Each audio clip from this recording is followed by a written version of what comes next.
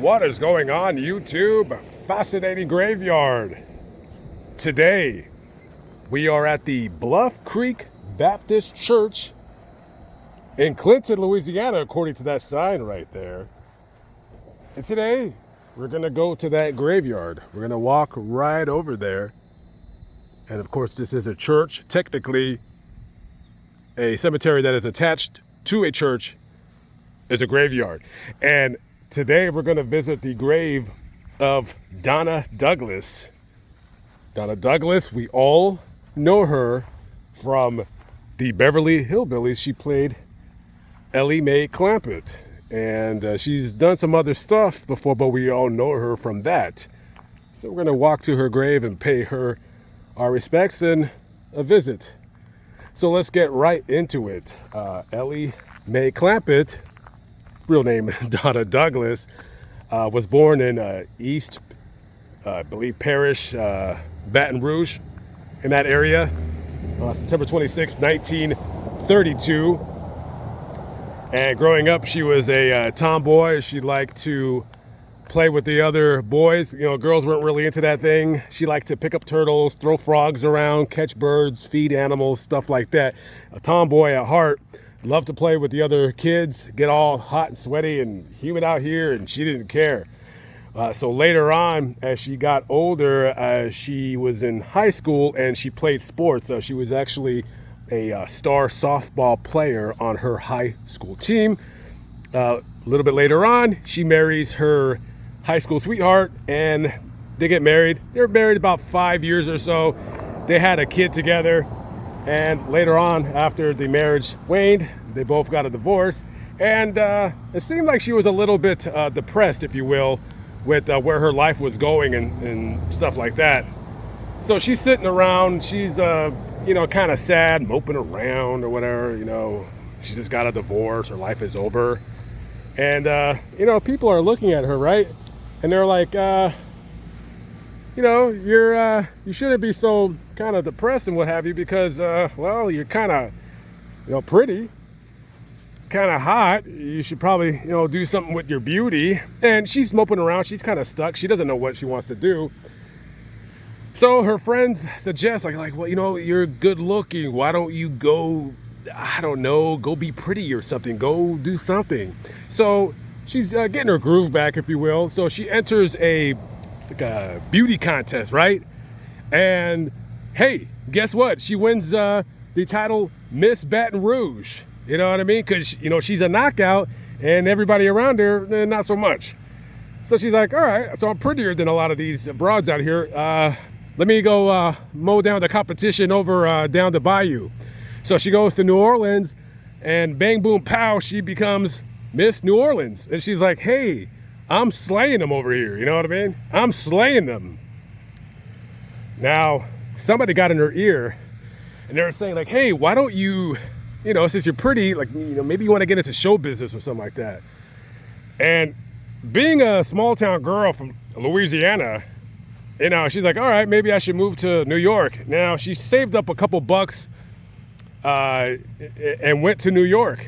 And listen, that's got to be really, really scary for a lot of people, especially you're from, East Parish, Baton Rouge, or is it East Baton Rouge Parish? I think that's what it is. But anyways, so she went to New York and she tried to make it out for herself.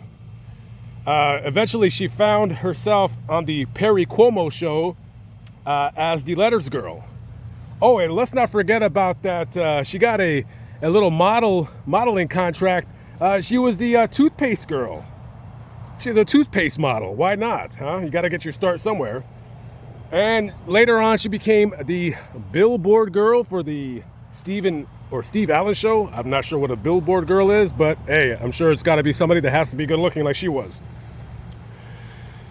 Now, later on, somebody discovered her and they cast her in a couple different movies. They cast her in the 1959 movie Career, starring Dean Martin and Shirley MacLaine. And she was also cast in the 1961 movie Lover Come Back, starring Rock Hudson and Doris Day. And she was also on the believe it's a CBS television crime drama.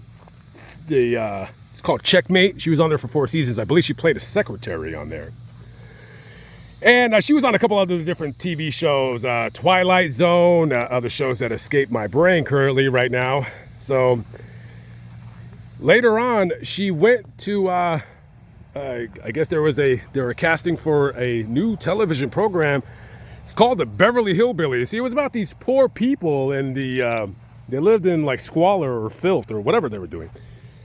We don't really want to know what those people were doing behind closed doors. But anyways, I guess Jeb fell and like struck oil or something like that. And so he moved to Beverly Hills with his mom and his son and his daughter, blah, blah, blah. Anyway, so she auditioned for the role of Ellie Mae Clampett. And out of 500 people that went for the role, she won.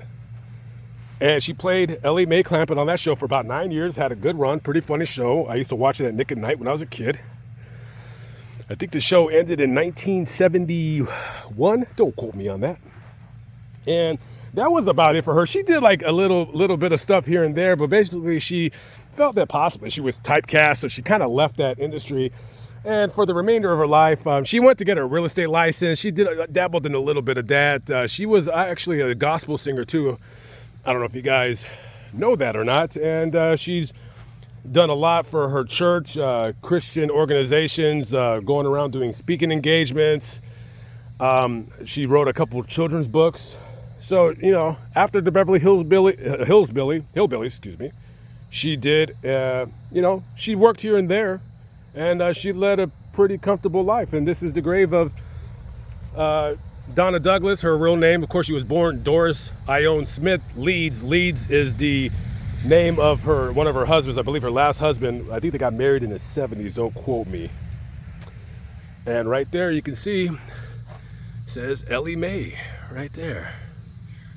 Right on. And then you can see people have left little, quarters, nickels and dimes, stuff like that. Rock on, cool. All right, so this is her grave, and that's about it. She was very beautiful, very attractive, and that character, Ellie Mae, that character was kind of based on how she was as a child, because remember that TV show, even though she was she was hot, but she always wanted to do these tomboy things on that show. It was so funny that she's so pretty, and she don't want to wear dresses and go out on dates. No, she wanted to go outside and play in the mud and all this and that. So that character really was who she was as a child. So rest in peace to Doris Ione Smith Leeds, better known as Donna Douglas from the Beverly Hillbillies. Okay, guys, I'm out of here. I gotta go. Oh, by the way, before I leave, here's a very interesting fun fact. Tell me what you guys think in the comments below. So in 1993, her and her partner, Kurt Wilson, they sued Walt Disney, right? Get this. You're going to like this little story before I leave. They sued Walt Disney, and they sued Whoopi Goldberg and Bette Midler and the Creative Artist Agency and a couple other people because they felt that I believe a script that they wrote back in the 80s was very, very close to the movie that Whoopi Goldberg starred in the early mid-90s called Sister Act. So they sued, right?